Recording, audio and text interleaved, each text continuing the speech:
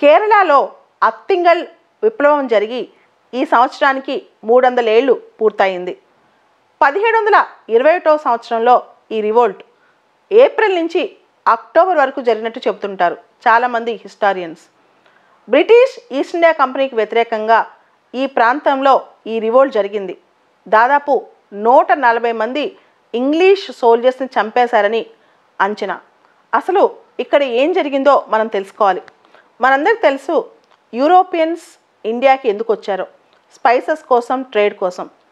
ఇదే ప్రాంతంలో అంటే ట్రావెన్కోర్, మలబార్, కొచిన్ ఈ ప్రాంతంలో ఈ విప్లవం ఇన్ఫ్లుయెన్స్ చేసింది. ఈ ప్రాంతంలో మొదటగా పోర్చుగీస్ వచ్చారు, తర్వాత డచ్ వాళ్ళు వచ్చారు. అయితే తర్వాత వచ్చిన ఇంగ్లీష్ వాళ్ళు అక్కడున్న రాణిగారు, ఆ ప్రాంతంలో ఒక రాణిగారు ఉండేవాళ్ళు. ఆవిడ పేరు రాణి అశ్వతి తిరునాల్ ఉమయమ్మ. ఈవిడ దగ్గర ఒక సెటిల్మెంట్ తీసుకున్నారు, ఒక ఒప్పందం.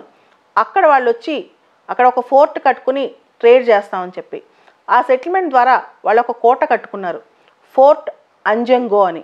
ఈ ఫోర్ట్ కట్టుకుని అక్కడే ఉండి పెప్పర్ ట్రేడ్ స్టార్ట్ చేశారు. మనందరికీ తెలుసు కదా, కేరళలో బ్లాక్ పెప్పర్ కల్టివేషన్ చాలా ఉంటుంది.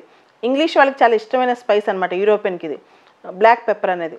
అయితే వాళ్ళు చాలా తక్కువ రేట్కి బ్లాక్ పెప్పర్ ప్రైజెస్ అడగటం, అక్కడ రైతులను ఎక్స్ప్లాయిట్ చేయటం, కరప్షన్ చేయటం స్టార్ట్ చేశారు. రాణి గారితో చేసుకున్న ఈ ఒప్పందం లోకల్ విలేజెస్ కానీ, రైతులకు కానీ, ఫ్యూడల్ లార్డ్స్ కానీ ఎవరికి ఇష్టం లేదు.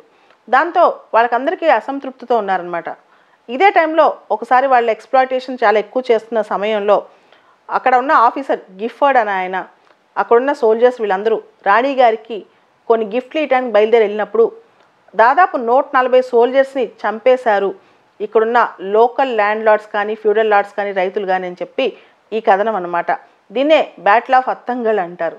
అయితే బ్యాటిల్ ఆఫ్ అత్తంగల్లో లోకల్ లీడర్సు, ఫ్యూడల్ లార్డ్సు, అక్కడున్న ఫైటర్సు అంటే ఇండియన్స్ అందరూ బ్రిటిష్ వాళ్ళు వ్యతిరేకంగా కలరియ పట్టు అని చెప్పి కేరళలో లోకల్ మార్షల్ ఆర్ట్ వాడి ఆ బ్రిటిష్ ఆఫీసర్ గిఫర్డ్ని, తర్వాత దాదాపు 130-140 సోల్జర్స్ని, యూరోపియన్ సోల్జర్స్ని చంపేశారంట. సో ఇప్పటికీ కూడా ఇది చాలా ఇంపార్టెంట్. అయితే ట్రావెన్కోర్ కథనాల్లో కానీ, హిస్టరీ బుక్స్లో కానీ ఈ బ్యాటిల్ ఆఫ్ అత్తంగల్ గురించి ఎక్కువగా కథనాలు లేవు. కానీ ఇప్పుడు ప్రస్తుతం మనందరికీ తెలుసు, గవర్నమెంట్ ఈ మధ్య కాలంలో 4 ఏళ్ల క్రితం పైగా రివోల్ట్ అని చెప్పి ఒక రివోల్ట్ని మనకి ఫస్ట్ వార్ ఆఫ్ ఇండియన్ ఇండిపెండెన్స్గా డిక్లేర్ చేసింది, పైకా రివోల్ట్ అని చెప్పి. ఈ పైకా రివోల్ట్ కన్నా ముందే ఈ బ్యాటిల్ ఆఫ్ అత్తంగల్ జరిగింది. కానీ దీనికి సంబంధించి హిస్టారికల్గా ఎవిడెన్సెస్ పూర్తి స్థాయిలో, కథనాలు కూడా పూర్తి స్థాయిలో లేవన్నమాట. ఈ రాణి అశ్వతి ఉమయమ్మ ఫోర్ట్ కూడా చాలా వరకు డిసెక్రేట్ అయిపోయి అది కూడా పనికొచ్చే పరిస్థితి లేదు, డైలాబిడేట్ అయిపోయిందనమాట. ఈ కండిషన్లో ఇది మళ్ళీ హిస్టరీ చూడాలి, తిరిగి అసలు ఎంతమంది చనిపోయారు, అక్కడున్న నదిలో శవాలు రక్తం పారిందంటుంటారు, ఇవన్నీ నిజమా, ఎంతవరకు చనిపోయారని కూడా లెక్క ఇంకా లేదనమాట. ఈరోజు ఈ బ్యాటిల్ ఆఫ్ అత్తింగల్ గురించి హిందూ పేపర్లో ఆర్టికల్ వచ్చింది. దాంతోపాటు కలరియా పట్టు కూడా దీనిలో చాలా ఇంపార్టెంట్ అనమాట, మార్షల్ ఆర్ట్. వీటన్నిటి గురించి మనం పూర్తి స్థాయిలో చదువుకుని వెళ్తే ఎగ్జామ్కి క్వశ్చన్లో వచ్చే అవకాశం ఉంది.